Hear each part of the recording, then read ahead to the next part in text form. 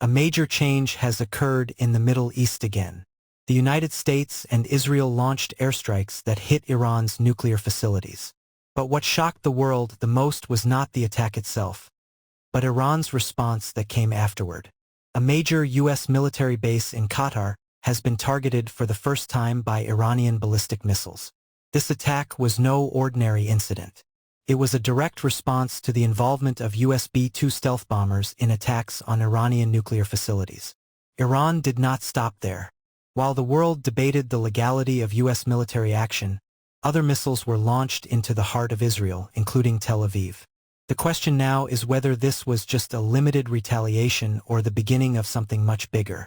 Here is a complete and verified report on Iran's response, the military escalation in the region, and the strong reactions from countries around the world. Don't miss a single detail.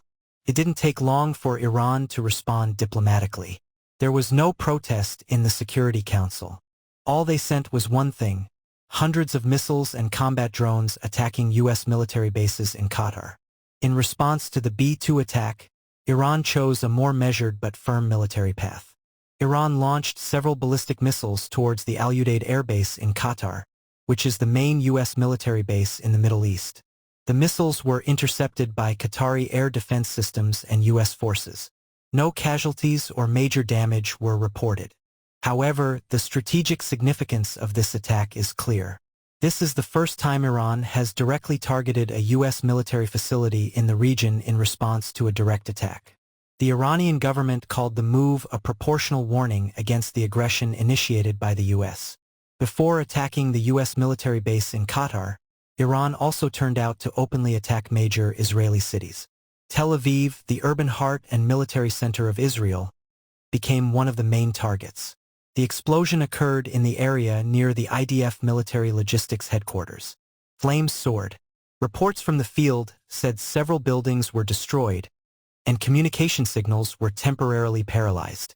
In Beersheba, missiles hit Soroka Medical Center Hospital, sparking panic among patients and medical personnel. Some of the hospital buildings were damaged. Patients were moved to emergency underground shelters. Haifa and Kiryat Gat were hit. Energy and industrial facilities, electricity was cut off. Industrial activity halted. For the first time in more than a decade, Israelis felt that their country's defenses could be penetrated. Not only military areas, civilian areas such as Batum, Ramat Afif to shopping centers on the outskirts of Tel Aviv were also affected. Casualties could not be avoided. At least 24 people died, mostly civilians. More than 2,500 people were injured, ranging from light to severe. Dozens of buildings were damaged. Deserted streets. Residents took refuge in shelters, and the Israeli sky was filled with sirens and clouds of Asar. In the midst of this wave of attacks, Iran's supreme leader, Ayatollah Ali Khamenei, made an open statement: "We will not remain silent. Every loss we suffer will be paid by our enemies at full price." Iran called this attack a stern warning to Israel and America that Iran can not only talk but can retaliate. More than that, Iran wants to show the world that they are able to fight even openly. Meanwhile, the world is starting to worry. The UN and the European Union are calling for de-escalation. China and Russia have condemned America's initial attack and stated that Iran has the right to retaliate. America and Britain stand behind Israel but call for control of the situation. Gulf countries such as Oman, the UAE, and Kuwait are worried that this attack could spread to oil routes and trigger economic instability in the region. Tensions are also rising in the Strait of Hormuz. Iran has signaled that it will block the world's main oil shipping route if the conflict is not stopped immediately. Now the world is facing two possibilities. The conflict could escalate and involve surrounding countries and even potentially trigger a regional war, or international pressure could stop the attacks and force all parties back to the diplomatic table. But after blood was spilled and cities were hit, diplomacy was no longer an easy option.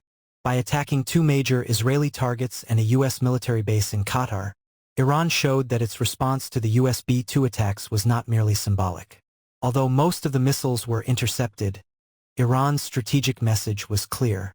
They would not sit idly by when their territory and strategic facilities were attacked. The world now faces a new dilemma in the Middle East, where any military action could trigger a much larger chain of retaliation. This video is presented for educational and informational purposes based on facts and balanced analysis. We do not promote hate, violence, or hate speech against any group. This content respects YouTube's policy on hate speech, violent and provocative content, and misleading information. References: YouTube's policies and related laws, YouTube community guidelines, Indonesian Electronic Information and Transactions Law, and the International Convention on Human Rights.